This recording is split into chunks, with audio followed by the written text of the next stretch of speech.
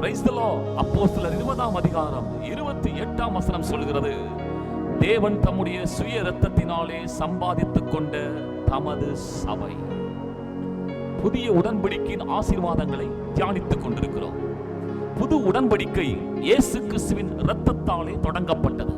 இங்கே படிக்கிறோம் அப்போஸ்தலர் 20:28 இங்கே எபேசு சபையில் இருக்கிற மேய்ப்பர்களுக்கு, சபையை நடத்துகிறவர்களுக்கு பவுல் எழுதுகிறார், நீங்கள் பெற்று நடத்துகிற இந்த சபையானது இயேசு கிறிஸ்துவின் இரத்தத்தாலே சம்பாதிக்கப்பட்டது.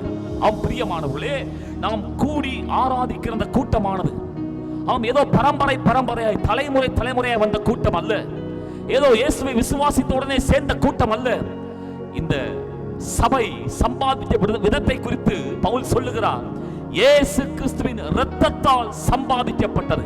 பிரியமானவர்களே, இயேசு கிறிஸ்துவின் இரத்தத்தின் மூலமாய் நாம் ஒவ்வொருவரும் தேவ ராஜ்யத்திற்காய் சம்பாதிக்கப்பட்டிருக்கிறோம், உரிமையாக்கப்பட்டிருக்கிறோம்.